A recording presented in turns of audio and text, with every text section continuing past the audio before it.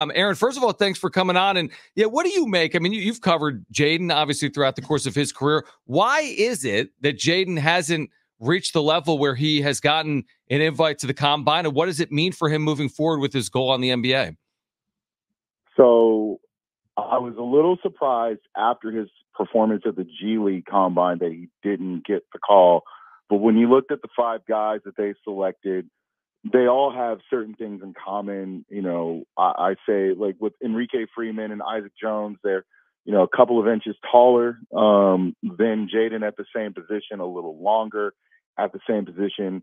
A guy like Boogie Ellis, you know, he fits the mold of that 6-man scorer that you see that's been, you know, big deal over the past 20 years in the NBA, a Jamal Crawford type, but just a little smaller. You know, for Jaedon, I think he's still got hoop dreams, and he's going to be able to make it to some level. Does this make it a little bit more difficult for him to get to the NBA? Possibly, but I think he is a known commodity, and he can, you know, find his way, you know, whether it's not even on draft boards, but just into an undrafted rookie camp or onto a summer league team by what he does in these pre-draft workouts with NBA teams. So I don't think it's over by any stretch. Is it disappointing that he didn't get a combine invite? For sure. But there are definitely different avenues and routes he can take to get to the league still. Aaron, when you look at Jaedon's game, what best translates to the NBA? You know, because we can talk about what he doesn't have, but like, what about what he does have that NBA teams would be looking at? I personally think his rebounding will translate. I mean, he is an absolute grizzly bear in the paint. I mean, he, you know, averaged 8 rebounds a game, had multiple double-doubles over the course of his senior year. He knows how to carve out space in the lane. He has above average length. You know, I think his some of the elite camp measurements, you know, he was 6'7" and 3/4 height, but his wingspan 6'11". That's going to allow him to be able to tangle in the paint with, you know, the size that you see inside of the paint in the NBA. I think that is the very first thing that will translate. I think of, you know, guys over the years like Paul Millsap from Louisiana Tech, who was a big-time rebounder in college, and that always translated for him. And so I think that's the first thing that will get there. I think the next thing that gets there is his ability to exploit mismatches at his position, either at the 4 or the 5. That was what made him so successful this year. He's not a natural 5, but his ability to be able to break guys down from the mid-range and get into the paint, you know, use his body to ward off bigger defenders, you know, his ability to finish at a really high percentage, all those things, you know, are translatable. Now, you talk about the things that he doesn't have, and, you know, I think all of those things have been well documented. Does he shoot the ball consistently at a high percentage from the free throw line and out? He shot it well this year, but this was the first year he'd actually taken shots outside of the mid range. I mean, so he's got to put together a little bit more of a resume, you know, shooting the ball from distance in order to prove that, yeah, I'm capable of doing that. I think he's more than capable of it. But, you know, I think back a couple of years ago to a guy like Isaiah Mobley, who, you know, got an invite to the combine as a junior. As a senior, did not receive a combine invite, but was still had proven enough over his college career that he was able to get picked in the second round of the draft. I still think I mean, I'd be a fool to say that, like, it's over for Jaedon at this point. It's not. I think that the G League film that he put together at that camp is going to have some teams interested. And at this point, it's just going to be about what he does, you know, when those teams call him for those group workouts.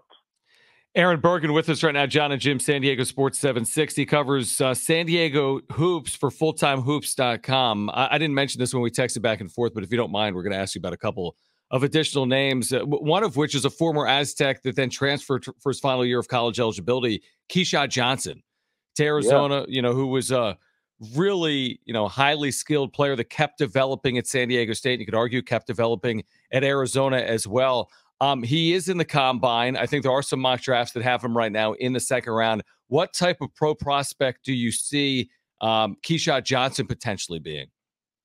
So Keshad is, a guy that I saw work out over the summers. I have a son who plays Division I basketball, and he comes back home and, gets into the gym with a lot of these guys. So KJ is a guy I saw, from his freshman year on, just continue to get better and add, pieces offensively to his game. When he came in, he was an athletic specimen who was really raw. By the time he left Arizona, it's very clear that you can peg him as a 3-and-D wing prospect, a guy who will be able to defend the other team's best wing player and is going to be able to catch and shoot, or at least, one dribble pull-ups, knock down shots from the mid-range, and do those consistently. A lot of credit goes to Phil Scott, a guy who worked behind the scenes a lot with these guys at San Diego State. He just got the assistant coach job at Long Beach State. Got to give him a big shout out because he played a critical role in KJ's development over the years. But I think that's why you see him. I think Jonathan Givony has him in his second round, mid second rounds, 45th or 46th pick. And that's essentially what you're going to get with a guy like Keshad Johnson, guy who can guard his ass off, pardon my French, and a guy who can also knock down shots off the catch. You're not expecting a whole lot much more from him offensively, but those are things that, again, we talk about things that translate to the league, defense and knocking down open shots.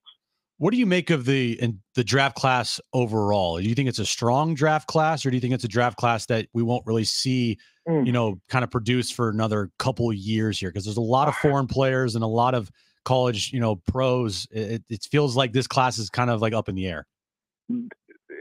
If at the very top, it feels really underwhelming. This is, I've heard, colleagues refer to this in the same breath as the 2000 NBA draft. And, I remember as an 18-year-old hearing everyone say that was the worst draft class ever. Yeah. And there's been a lot of talk about, teams potentially trading out of some of the higher spots in the lottery just because there isn't anyone that really warrants like a top pick, a top selection. I know Alex Sarr has gotten a lot of interest and love, the overseas kid from Australia. And I know that there are several other, you said foreign-born players who are, not known commodities to us across the pond, but, could be household names later on down the line.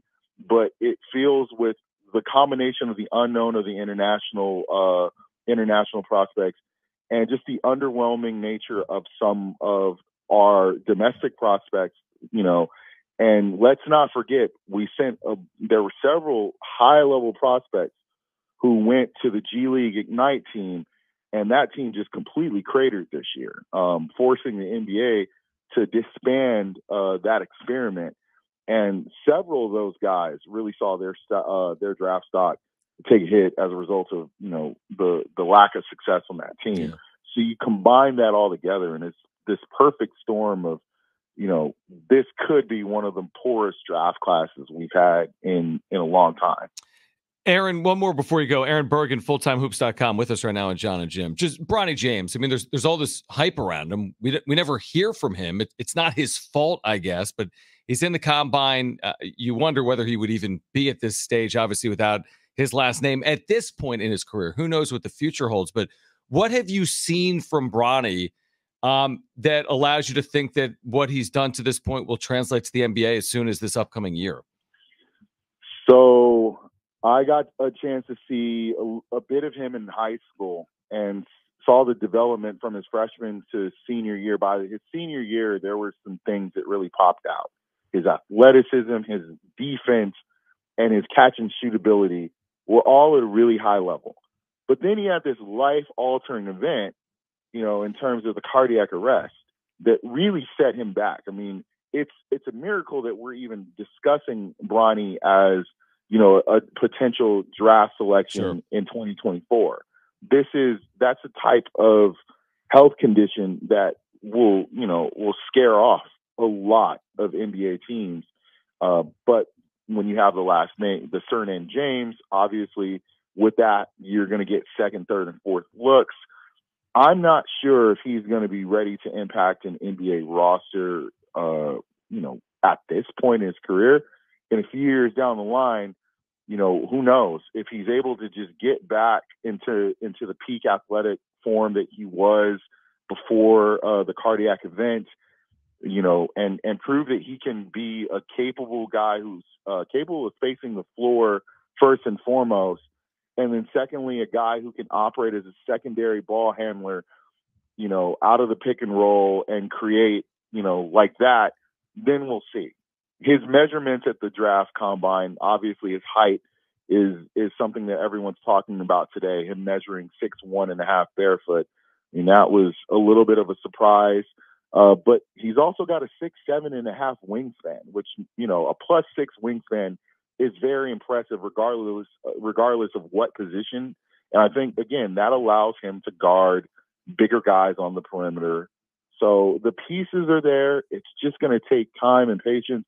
And he's not going to be a guy that, if you're an NBA franchise that's actually thinking about, making deep runs into the playoffs next season, throwing him out there on the court. No doubt. Aaron, great perspective. We appreciate you taking some time for us here on John and Jim. Again, Aaron Burgin, fulltimehoops.com, covers San Diego basketball. Aaron, appreciate it. We hope to do it again at some point later on this summer. Yes, sir. All right, great stuff. Aaron Burgin. All right.